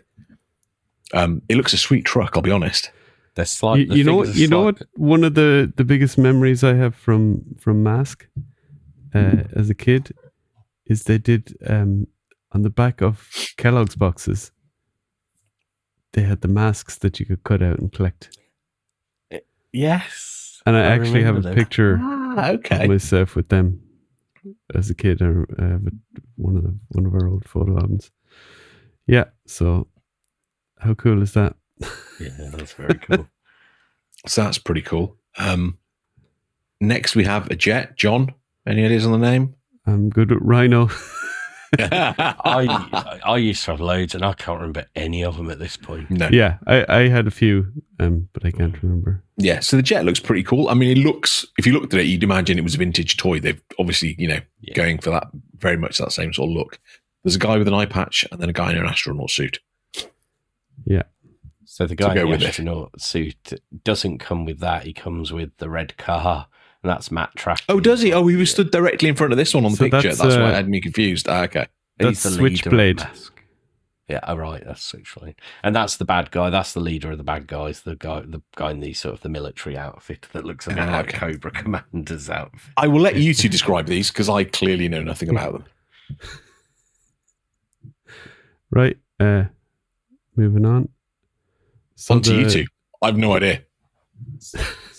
So I think the red car, as I say, that was Matt Tracker's car, and he was the leader. Is that Red Wing or something like that, or Red? No, the Thunderhawk. Oh, the Thunderhawk. Okay, that's Matt Tracker's car, and the bike is the Condor. Right, Condor was one of my favourites as a kid. There's slightly more articulation in the little minifigures that come with them than they had as they were, Yeah, and the Condor comes. The figure is called Brad Turner. So there you go. That's a real Hollywood sounding name. Yeah. So would you two be tempted by any of this? Having had the nostalgia sort of feel? Not these waves. There's a couple I think they're cool, but no. There's a couple of others, if they get deeper in the line, that I could be tempted to pick up the odd one or two because they were my favourites. Let's say, more so than these, but yeah. Okay. Yeah. But yeah, very cool. Yeah, very cool though. It's awesome that they'll be back on the shelves. There's been the clamour for a long while, hasn't there, for M.A.S.K stuff? So yeah. But yeah, it does sound like they might be overpriced.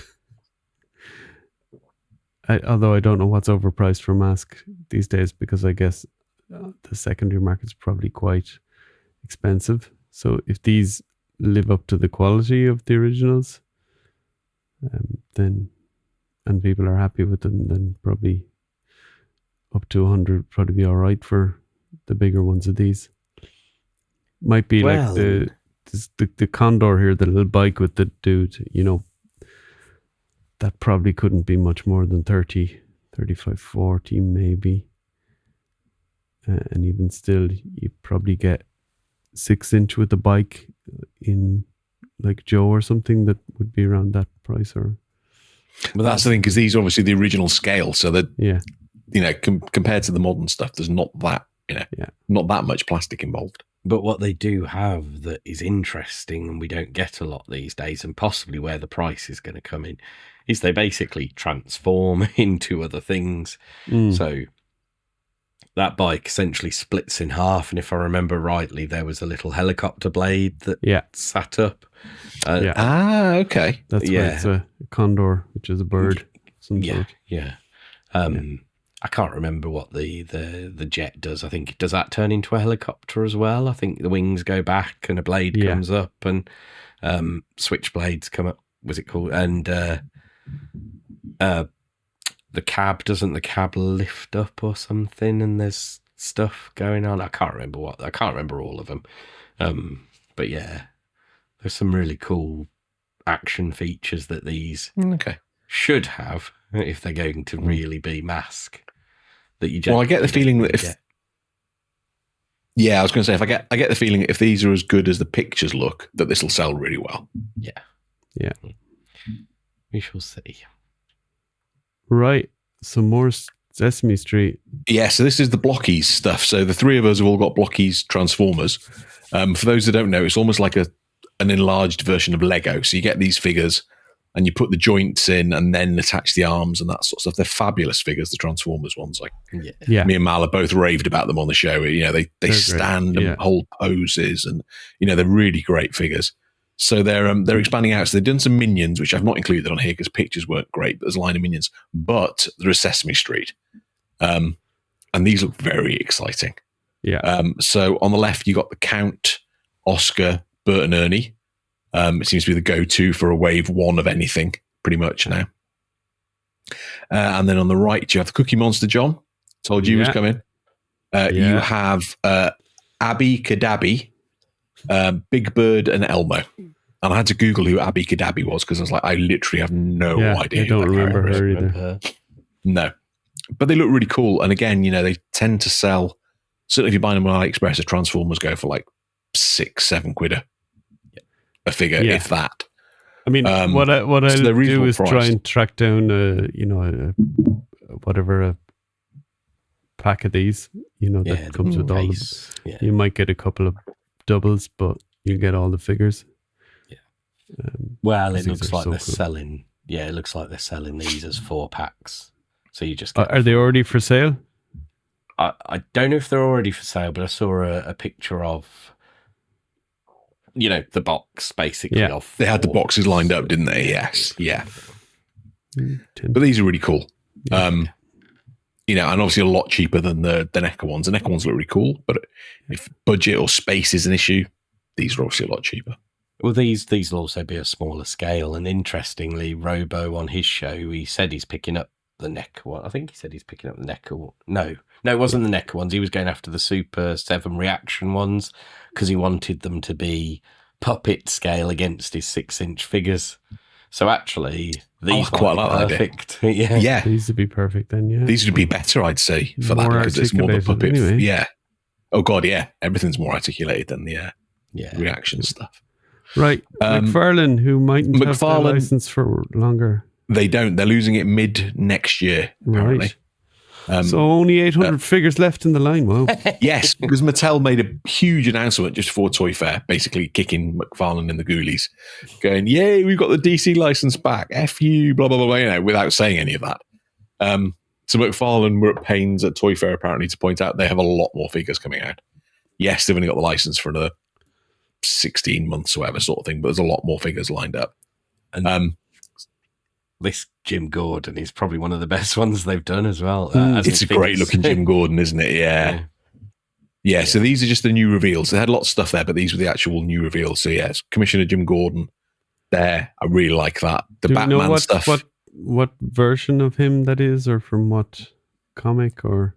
No, I don't. Just by looking at it, I have to admit, but it's a Commissioner Gordon figure that I can put in my display. So I'm very happy with that. Maybe a bit young for some of the movie representations. For the movie stuff, yes. Yeah. But in the comics, the age has gone all over the place, sort of thing. So yeah. At least it's not really Barbara Gordon. That's important stuff. Then we have Hawk Girl. The Hawk characters are always great ones. Then we have a Green Arrow of some sort. I couldn't care less about Green Arrow, I have to admit. This one doesn't have the Cavalier beard, so in that it's immediate no from me. He looks like a flat top as well. Yeah, and I think there's a bit of is that a fringe he has? I wonder. Could well be. It's definitely a lot younger Green Green Arrow, rather. So yeah, I know it fits the character, but it looks a bit skinny for a Todd Father figure. Yeah, this will not be one of mine. The Commissioner Gordon, 100% on it. We have Our Man on the left there. No idea who that character is. It's a fairly basic looking character with a hood and, two-tone sort of thing. But yeah, that's there. And then they're doing lots of comic, they're doing some comic cover figures. So this is the Batman the Killing Joke. Oh, that's such a great comic. That's very tempting. Is it good? Yeah. Yeah, so the box art, I kept the box art in behind it, so you can see that looks really good. The figure looks great. Yeah, it really looks good from here anyway. Yeah, it's got the really cool stand as well with the title and everything like that. So it's a really good looking figure. That's been the thing with the McFarlane line is I've fought it and I've resisted it because I was getting them originally, but then sometimes they absolutely nail a fantastic looking figure of whatever it is. And the Jokers, I think they've done a really good job with nearly all the Jokers. And I love Joker. That was one of the things I collected when I got back into toy collecting was Joker figures. See, I don't have a Joker yet. So I'm trying to decide. I got screenshots of all the Jokers I'd done the other day. I had lined up going, I don't know which one I want. I don't have a favorite particularly, but these all look really good. That is an awesome one, the Arkham one. Yeah. That's really good. Have you got the infected one, Mal, or just the non-infected? It's just the normal one. I don't like the infected versions of him. But yeah, there's some great ones.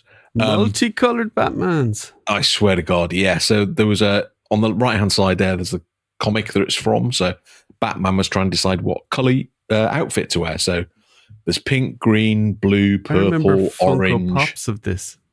Yes, a couple of lines have done it. Somebody else has done it as well as Funko. But now McFarlane are jumping on the bandwagon. So, they've got the sculpts already. They just have to paint them a different colour. So I would fully expect to see the rest of the colours before they lose the license. So there's the orange and the purple ones in the picture there. Ignore the Batman in front. I couldn't get rid of him.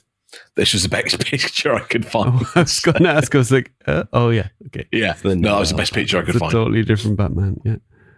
Yeah. Plunderlings. Plunderlings. So I wasn't sure what was new or not, but I didn't recognise any of these. And we've discussed these a bit, haven't we? So yeah. They've gone down the bird route for Plunderlings, which is a very cool, different twist on it. I've been resisting. I haven't heard anything announced about this. Yeah, I've been resisting. I might not be able to resist anymore. Yeah, I mean, these look really cool. These two here, it's the same head sculpt, near as damn it. It's not exactly the same, but it's very close. But you got the brightly coloured wings on the second one, the sort of pirate sword, the big turned up beaks. It's a very cool look. And then on the next page, John, if you flickers on, they have my personal favourite, a pelican. Now, if I only ever buy one Plunderling, it will be this one, because this one looks really good. And again, it's got the pirate, or certainly a navy hat. It's got the wings. I mean, these are really cool looking figures. It's a brilliant concept with the pirate theme that seems to run through them all as well, isn't it? Obviously, with Plunderlings. Yeah. I use the birds. It's a great idea. Sebadom sculpted these guys, apparently. Yeah. Yeah, I know there's a lot of stuff with the Plunderlings. Yeah, so that makes sense. And there's a few of the third parties that do Mythic Legion stuff that also do Plunderling heads as well, so you can get your own and paint them up and that sort of stuff. Although the shininess to the original figures, I'd imagine that's probably quite difficult to to match up. And then so the penultimate thing here, for those that are still listening to us and looking at the pictures, is Nacelle Toys. So these guys got some quite cool stuff, actually. Interestingly, they've announced that they've got Barnyard Commandos, which means Premium DNA doesn't have Barnyard Commandos anymore, which I'd imagine means Premium DNA have gone bust like they did when they were Megalopolis. Because there's all sorts of stuff about them not paying the Chinese They said that the Earthworm Jim figures that I've got, and I've talked about here before, they said they sent them back to the Chinese factories because the quality wasn't good enough. The other rumors are that they didn't pay the Chinese factories in time, so the Chinese factories just chucked them all on AliExpress. They're like, well, we're not losing money on this. We'll at least get our money back. Hence, you can get them really cheap now. But it looks like the end of Premium DNA. Yeah, but even if it was the first case scenario where they sent them back, how would they ever have approved a shipment coming over without, like, getting a factory sample, approving the factory sample the same way that every toy company does? We know, we kind of know the process from how transparent the Four Horsemen are about stuff. So it seems either way shoddy. Yeah, and I've got all 4 figures from the Earthworm Jim line, and the paint's fine on all of them. Okay, so there are no issues. So I got them dirt cheap on AliExpress. I was whooping with joy, it's fair to say. Yes, but the other lines they do. So they do Biker Mice from Mars. I recognize the name. I've never seen anything to do with it. But they did the Biker Mice themselves in the first wave, and now they've moved on to the auxiliary characters for this wave 2, which is not out yet, but they revealed it, sort of thing. So you have Carbine on the left there, which is a female mouse, and then Charlie, who's a female human, on the right-hand side. You then have the baddies. So you got Carbuncle and Fred the Mutant. So Carbuncle is the sort of mad scientist guy on the left. He's a great looking 80s mad scientist cartoon, isn't he? And then Fred the Mutant, is a little figure on the right there. But he comes with Carbuncle. So they were at pains to point out, look, we're not trying to charge you the same price for a tiny figure. He's lumped in. So I was listening to Pixel Dan's interview with the top Nacelle guy. And he was saying, look, we're aware the world is going to crap and there's everyone's struggling financially and that sort of stuff. So we'll pack as much stuff as we can in for these for you. So so Fred the Mutant comes with Carbuncle, but he's also got additional heads as well. So it's not just that you chucked him in; they've given him different heads as well, which is very cool. So that's Brian Volk Weiss, who he's the guy also behind the Toys That Made Us on Netflix. That's right. I thought it was, but I didn't want to say that in case I was wrong and look stupid. But I look stupid all the time, so I shouldn't be worried about that. So this is Grease Pit and Limburger, who are the other 2 baddies from Wave 2. Pretty cool looking figures. Not something I'd get because I have no connection to the line at all. Yeah, same. But lots of different body size, body sizes and looks and that sort of stuff. Seems a good price. Decent price. It does. Yeah, because there's lots of tooling involved here. They're not just reusing the same bodies over and over again. The bodies are very different shapes and sizes. Right. And Star Trek. Then this is another Cell thing. So this is one of my biggest disappointments, I think. They announced they had a Star Trek license, and I was like, here we go. I wanted some Star Trek figures for ages. And then they showed this as the first wave. And while the figures look great, I mean, they for what they're meant to be, they look really, really good. It's just a hodgepodge from all over the Star Trek universe. So I don't know the far left one, but the one next to her is Weyoun from Deep Space Nine. So yes, great figure, etc., etc. But you wouldn't be putting him out before the main characters from Deep Space Nine. That doesn't make sense at all. The one next to that is a character that's in one episode of Voyager where Neelix was crossed over with Tuvok. So again, you need such in-depth knowledge of the shows. It's ridiculous. And they've done that as a character. The one in the middle, the female captain, is from a 2-episode story arc. 2-episode story arc of the Next Generation, where this ship from the past came forward and she was the captain. Again, unless you know this, it's next to her is Captain. I've forgotten his name. He was the captain in the prequel. So Pike, is it? But no. The original Pike, no. It's the I've forgotten what the show's called. Star Trek. Oh, it's not Sam. It's not meant to be Sam Neill, is it? It's No. It's the guy who I can't remember the actor's name, but he was the lead in Quantum Leap. Yeah, I don't mean Sam Neill. I mean him. Oh, so Yeah. that's from It's Been a Long remember the name of the show. Road.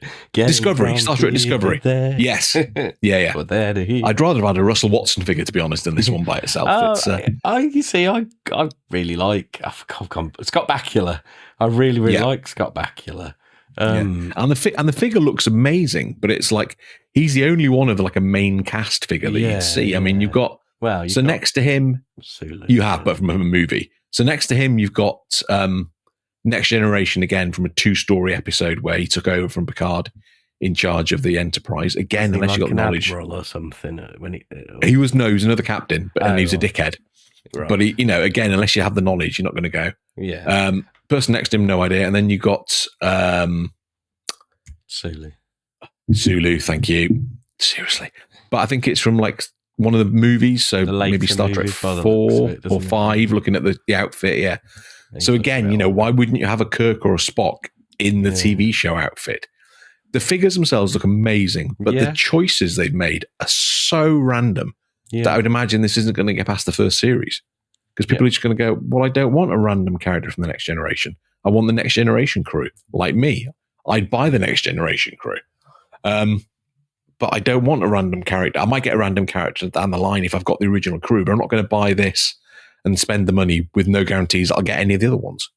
I honestly don't understand what they've done with this. And there are other companies producing Star Trek figures, aren't there? Okay, they're not cheap, but some of them look really, really good. Yeah.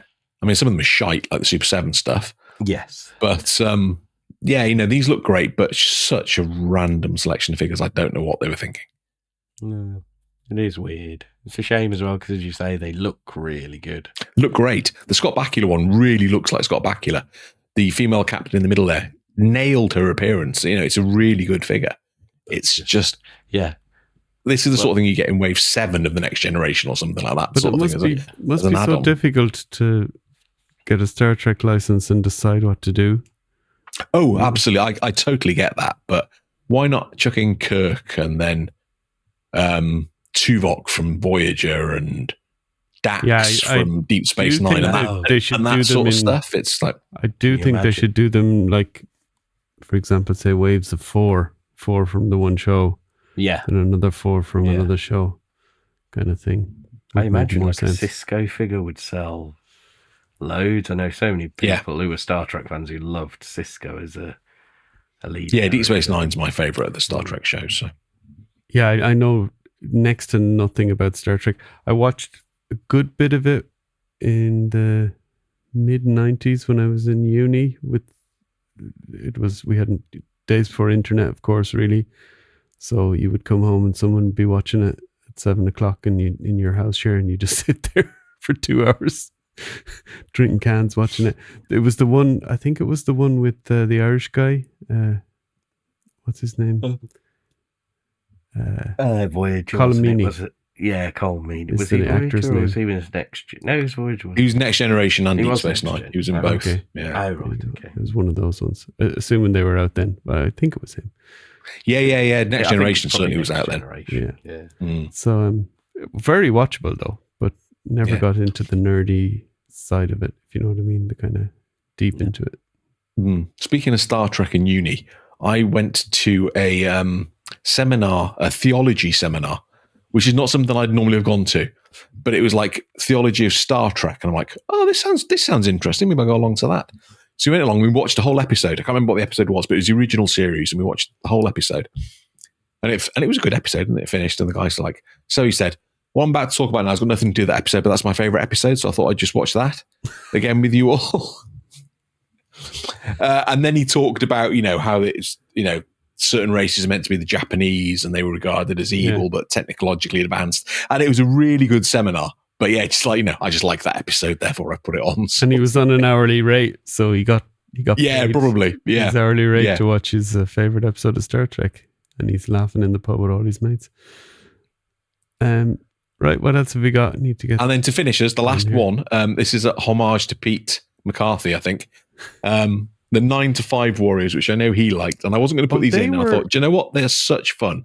Weren't they also a premium DNA that disappeared? I don't know. It's definitely not premium order DNA them at now. some point on Big Bad? They went up on Big Bad and then that. disappeared. I think the 9 to 5 Warriors were an original line that were very similar to Food Fighters, which was the line that potentially someone had. And yes, you're right. They did go up on Big Bad, but they didn't get the numbers of orders to fund the wave. So it looks like they've gone away and come back and are doing something slightly different in terms of creation and distribution. And they've got 2 waves. They've obviously done well enough to or is it just said 9 to 5 Warriors on everything I checked. It didn't go into any more details than that. So I don't know if it's like a smaller company that's just doing them. I think it is. Yes. But the first guy, Major Eraser. So you've got an eraser with legs and arms, chomping down on a cigar with an eye patch. I mean, I'm not sure I'd get these, but that's such a cool looking figure. It's just very cleverly done. Then next to him, you have Commodore Crisps, which is a pile of Pringles or similar type snack with a spear and legs and arms. Again, really cool looking. Then you have Tech Sergeant Scotchy, so it's tape. It's a tape roll, but with a human face. And then he's got like an arm with all sorts of like pins for boards and that sort of stuff all attached together. And then you have Colonel Custard, which is some sort of biscuit, like a party ring or something, maybe in this country, but in America it might have been a custard cream or something with stuff on top. It was a donut. Was he a donut, was he? I think that's what he's meant to be, yeah. Okay. See, now I have to get him because he's a donut. I'm slightly obsessed with donuts, so if there's a donut character, I need to get that. Could have fooled me. And then they've announced Wave 2, and they had some of these on display at Toy Fair. I like Slice Age. So Slice Age is a pizza slice with all sorts of just, some pepperoni, but some sort of dodgy toppings on him as well. But a very cool looking figure. You have Lieutenant, as we say in this country, or Lieutenant if you're in America, lead, which is pencil. With the rubber on top. I'm going to have to agree with the Americans now on the pronunciation there, though. Oh, it makes no sense saying lieutenant because there's no F in it. It's from the French original sort of thing, but yeah. So he looks pretty cool as well. You then have Specialist Sugar, which is a female character. I'm presuming meant to be a pile of sugar. I really don't understand this one at all, I'll be honest. It looks like sand, doesn't it?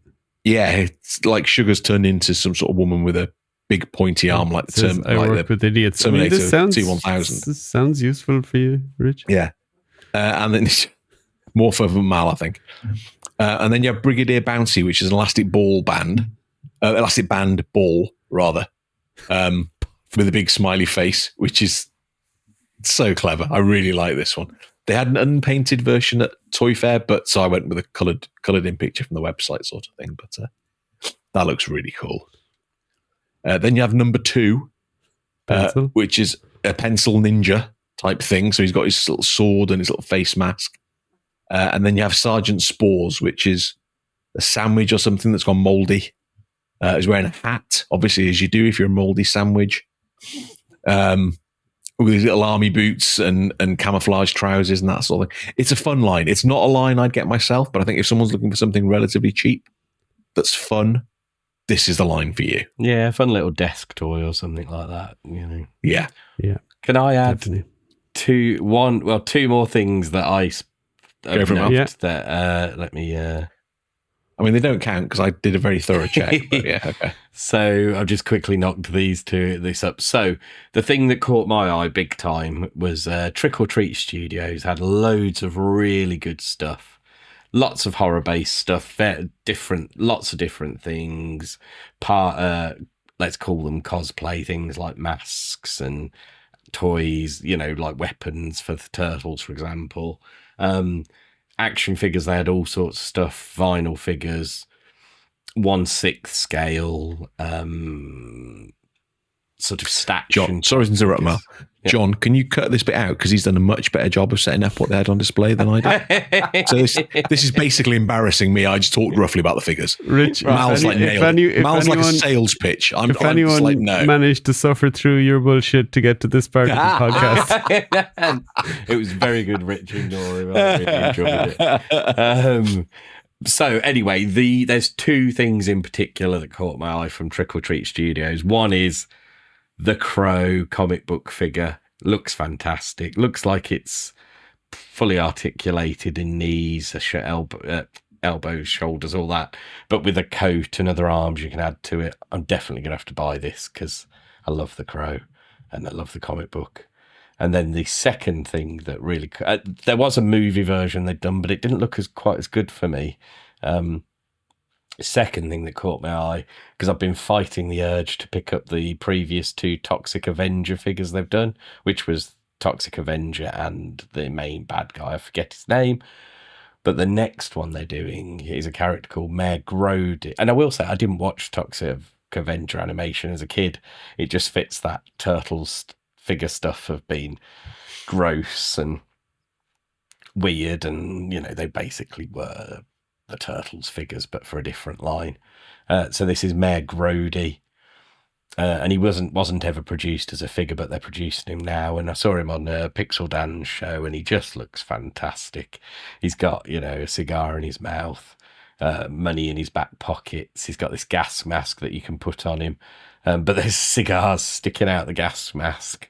And I just thought that was so fun that I'm it's made me even more tempted by the other Toxic Avenger figures. So yeah, I just wanted to add those two into it because I think. What scale is he, Mal? The old Turtles figure scale. What would that be? It's a little bit smaller sort of thing. Yeah. So who does them? Is that Playmates as well, or no? Trick or Treat Studios. Trick or Treat Studios. Okay. Yeah. I think I've seen a couple of things that Trick or Treat have done that I've been quite tempted by. Yeah, they're doing some loads of variety of things. All seems to be horror themed, which makes sense. Trick or Treat Studios. But yeah, they're doing some. Yeah, great I think stuff. it was them that did. Was it Pumpkin Man or something? Probably. I think it was them that did that, and that looked really good. Yeah. Cool. Right, how are we feeling now after all that? I bored myself. No, I really enjoyed that. I think there was a good range of stuff at Toy Fair. Just from the super crazy like 9 to 5 to the more interesting stuff potentially. Some things we didn't see. No Monster Force. They're kind of trying to get Wave 2 out. I think before they start announcing more stuff. Is my understanding. Anything else that we collect that was kind of a Transformers? I didn't see much there. No, and I didn't put any Marvel Legends in because it was just stuff they'd already revealed. So it's like, well, there's no point. And then they've already showed these on their own live streams. So yeah, who wants to see another picture of a Kingpin in a black suit? It's like, although it's a very good-looking Kingpin figure, it's a great King. I've got another Kingpin, so I don't need that one sort of thing. So it's just Marvel Legends again. I mean, I'm like you from the sounds of it. I've got a few of the Spider-Man things, Venom stuff. Although, let's talk about how ridiculously expensive the new Venom figure is. I know it's a big boy, but 60. How much is it? Quid, 60. Oh, really? Oh, something like that. And it's like that's too much. That's a lot of money for a legend, even a big legend. It's not worth that. Not in a million years. Something I did see actually that McFarlane would do the Marvel statues, and they had a Venom and a Carnage in that line. I don't know if you saw those, Mal. I didn't put them in because they're statues rather than action figures, but they looked really cool actually. But they are just statues at the end of the day. Yeah. I mean, I've got a few DC statues and I love them, but they're not quite as fun to have on your shelf as the figures that you can move around and pose and that sort of thing. Exactly. Yeah.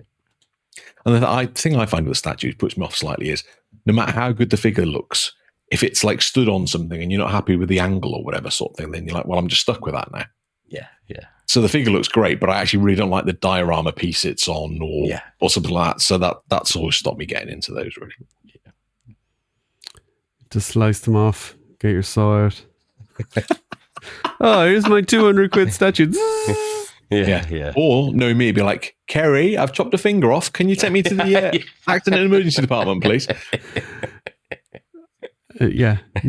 Statue's fine though. Don't worry. Yeah, that's fine. I wanted to damage that, but it's in perfect condition. It's now hugging my finger. All right, so that's your lot. That was fun. A little bit of a change of pace for us, but pretty cool. We'll be Dragon Talk next week with Jeremy, as we said. Oh yes. All the details will be dropped same day as this show. So this show is going to get buried in our community at least. I'm glad they did all the research and the pictures and that sort of stuff. Yeah, that's great. Well, people can come back to it during the year because this stuff will be obviously being released during the year. So, yeah, let's see. And, Yep. Stay safe out there, everybody. Watch out for dragons. They're big. They're scary. And they'll burn your balls.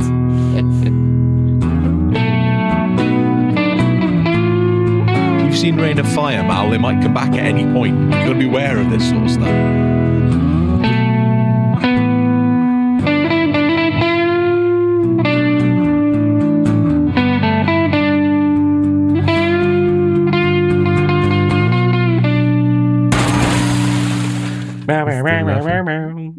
He's still laughing.